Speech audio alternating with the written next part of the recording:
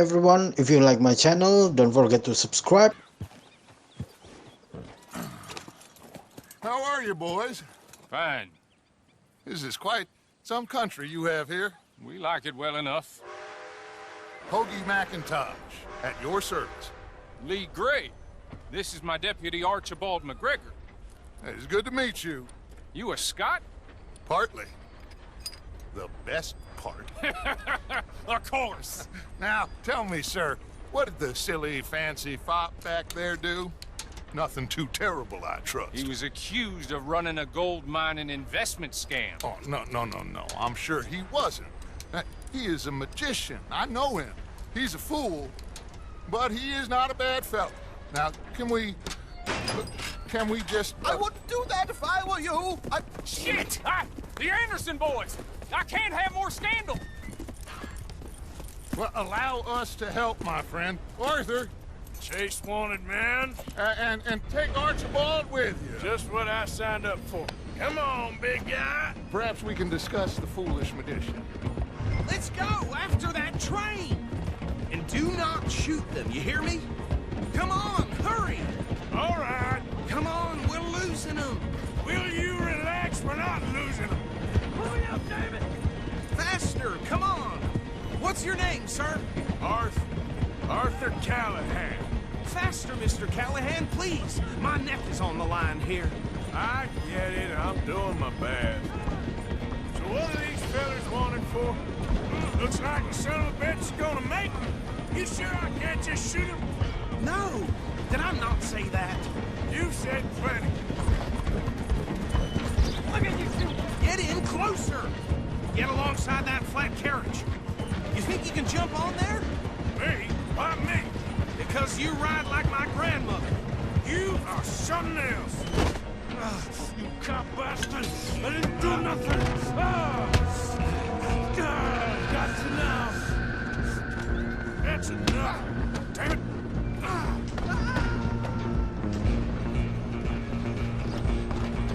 Go on, don't lose him. Running ain't gonna help.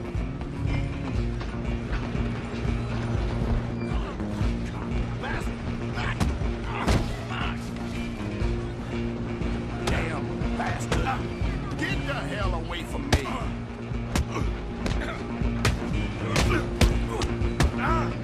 This is it.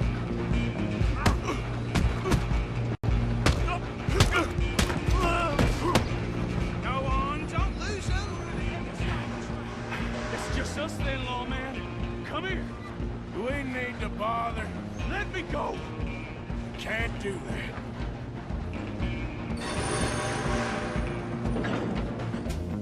Easy shit. Come on. Don't kill him. You sure? I don't think I can open the door from the outside. Come on. Come on.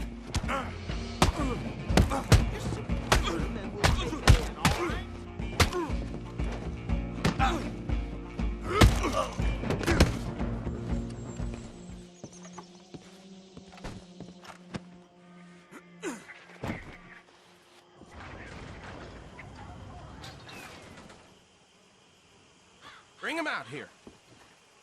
Deputy, Sounded like quite a commotion. Is that him? I sincerely hope so. Old Anders Anderson. So what now? Take him in, come on. A fine job, well done. And a pat on the back for me for stopping the train. Load Anders onto the back of your horse there, and we'll take him to Sheriff Gray. There you go. You are a natural. All right, let's take him in. Follow me. What about the others? Oh, we'll round them up. Anders back there is the brains of the operation, and that's really saying something. You're the boss. That was mighty impressive, sir. I have to admit. I'd hazard a guess you've served the law yourself at some point. Well, I wouldn't exactly say that. Are you familiar with the area here? No, not really. On your right here, these tobacco fields? This is part of Caliga Hall, big estate belonging to the Gray family. Looks bone dry. Yes, we are in dire need of some rain round here, let me tell you. The Grays have lived in Caliga Hall for generations. Fine people. My family's been working for them for years. Sheriff Gray's the one I know best, of course, but they own half the businesses in town. Which town? Rhodes, sir. You don't know it? Where we're headed right now. Ain't what it was before the war, but it has its charms. I'm sure you already know of the Braithwaites. Like I said, just got down here. Another big family in these parts. They have an estate west of here. Awful people, truly awful. They've been fighting with the Grays for as long as I can remember.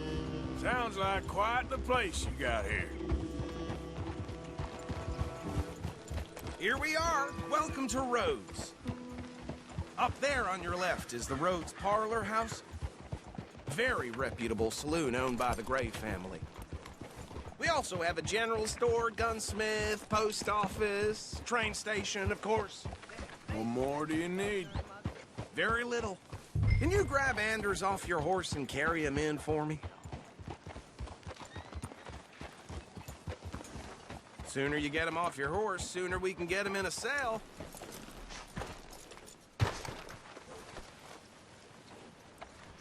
Carry him over, then. Hey, fellas. Mr. Gray! We got him. Very good. I told you Arthur would deliver. Man has a passion for justice. That's wonderful. So, about my friend here? Your idiot friend is free to go. But no more trouble from you, partner. I promise you, this was all just a big misunderstanding. However, I want to thank you from the bottom of my heart. I'll pretend to appreciate that. Mr. McIntosh, it has been a real pleasure. The mostly good citizens of Rhodes, we welcome you. Well, we're just honored to be here. And make your friend behave. We got enough trouble from some of the residents, old-timers who've gone, sadly, to seed and lost their dignity. How terrible. Come along now. I will keep this fellow on the straight and narrow. Come back and see us sometime soon. Excuse me, gentlemen. Bo, these better be ugly rumors. Is it true you were seen talking to that wretched Penelope Braithwaite? I can't thank you enough. Where have you been? Around, And where you staying? I'm renting a caravan on the edge of town behind the church. It's horrible, but no one comes looking. The whole town is trapped in this interminable feud between the two families. His lot, Grays, and Braithwaite's. Interesting. Two old plantation houses, and falling out of rebel gold, and marrying cousins or not marrying. And Arthur, that's Jose, you start poking around. See what you can find out about that. I have missed you, boys. I've heard about bounty. There's been a price on my head for 13 years. It'll take a month to find us down here, and it seems like we can have a little sport. Well, they're good bounties. Where you hear this? Some fellas I met at a camp near the state line said there was talk of it in bars in the north and west for 500 miles. There was talk of super agents of some sort. Super agents. I'd love to meet one. It's just talk. I'm sure it is, but I couldn't not tell you. Stay out of trouble. Thank you, gentlemen.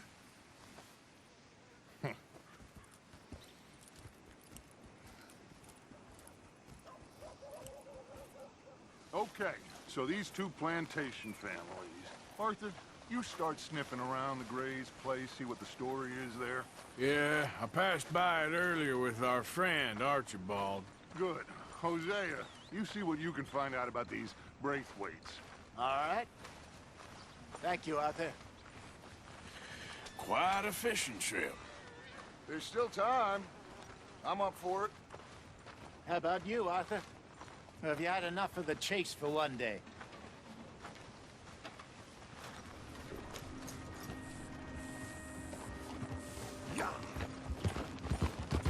What are you doing?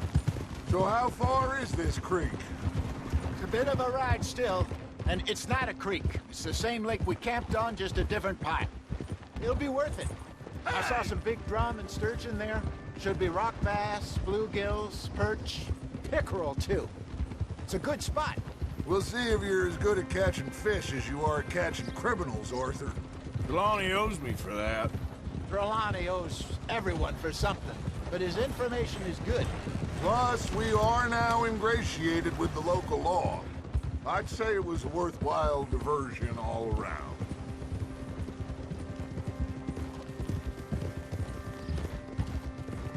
Trelawney's like a bad penny. I'm not sure how good a magician he is, but he's certainly good at disappearing when he feels like it. Where does he go? Everywhere and nowhere, it seems. We wouldn't have got Sean back if he hadn't been weaseling around down that way, though. Hey, Dutch, remember that time you found him in the outhouse? Oh, yeah. We hadn't seen him in weeks. We stopped in some dead-end town in the middle of nowhere. Don't even remember the name. You and Bill were off doing something, Arthur. So, we pick up some supplies. I go to relieve myself. Open the door, and there's Trelawney, sitting there, newspaper in hand. Mr. Vanderlyn. I say, what the hell are you doing here? And he said, I could ask you the same thing. Now, if you wouldn't mind giving me a little privacy, I ate a rotten oyster. Hey, maybe there are actually 100 Trelawneys. Oh, there? What a terrible thought. Hold. So, you're going back to see that Sheriff Gray? Yeah, I don't see why not. They don't know who we are down here. He didn't seem the sharpest attacks. Neither did that deputy. If he thinks we can be useful to him, he can certainly be useful to us. A little hiding in plain sight. I feel like we're always hiding in plain sight. This is the spot. Down to the left there.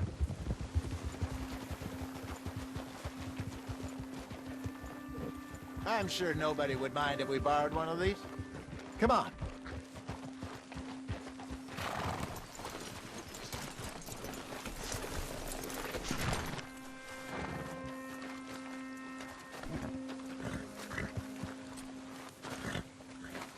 All right. This looks like a fine vessel. Okay. Come on, Arthur. Let's get her in the water. Oh. I got a good feeling about fishing here. It's supposed to be some incredible sturgeon. Oh. Okay, here we go.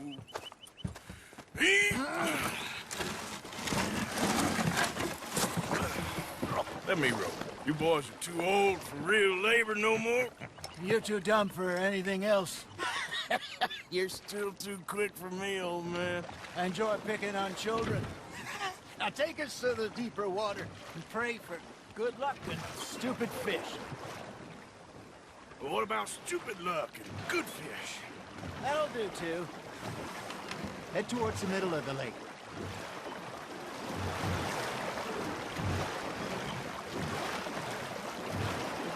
I think here's good. All right. Good luck, gentlemen.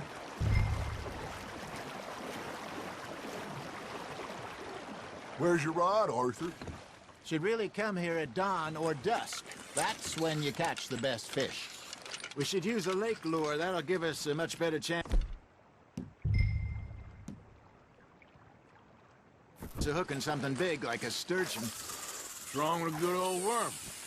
Oh, worms are good for tiddlers like bluegill and rock bass, but you'd have to be real lucky to catch a sturgeon with one. Lures it is, then. You heard the expert, Arthur.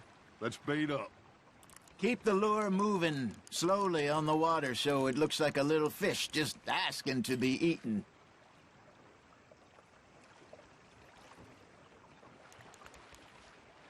Are you trying to make your lure look like a dead fish? They won't be interested if it ain't moving. Got a nibble there, Arthur? You hooked him?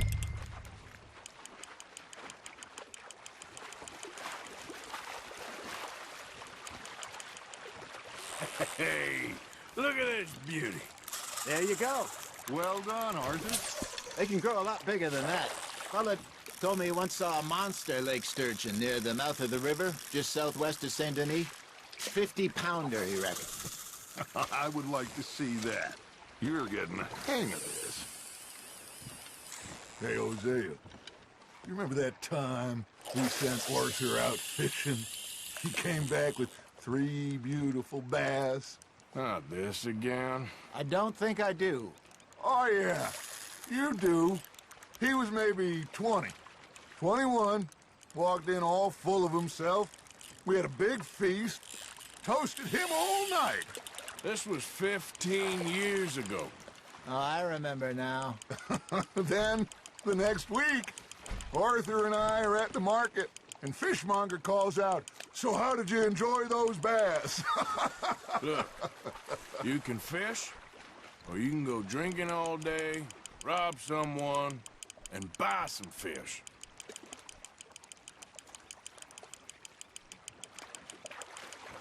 I used to go fishing with this feller back in the day. Wesley, his name was. Real miserable bastard, but he loved to fish. We'd go out all the time. But one day, we were river fishing when we see a funeral procession going over the bridge, and out of the blue, Wesley stands up, takes off his hat, bows his head. Then he sits down, picks his rod back up, and carries on. Doesn't say a word. So I'm a little surprised and say, "Wesley, that was nice of you." And he replies, "Well, felt I had to. After all, I was married to her for 30 years. Oh, there he is. Oh, dear God. I might swim to shore. Did I ever tell you my mother's buried in Blackwater? Really? She is? Apparently so. I only found out from an uncle of mine years later. Last I knew, she was still outside Philadelphia. I left home at 15 and didn't see her again. She and I didn't always see eye to eye. I wasn't always a very obedient child. I can only imagine. Still, I loved her in my own way, and she me in hers. Somehow, even from the grave, she managed to have the last laugh. Fish on the line, Arthur. Nicely done, Arthur.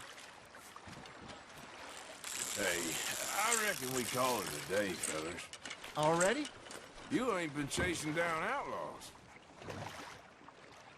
All right. Think we got a decent haul here. Pearson will be happy. Should we head back? We could keep the boat not too far back to camp from here. Good idea. Could be useful. What about the horses? Well, they'll find their way back. Just follow the shore south, Arthur. That was fun. Thank you, boys. Ground up, Oh, bravo! Bravo!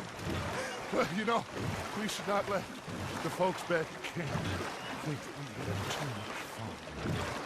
Indeed not.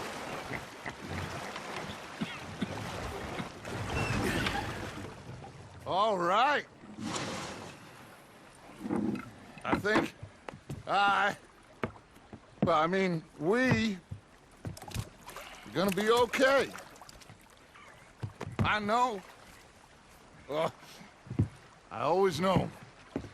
Whenever I got you two by my side, things are gonna be just fine.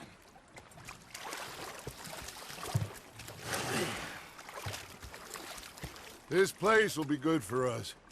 For now, anyway. I hope so.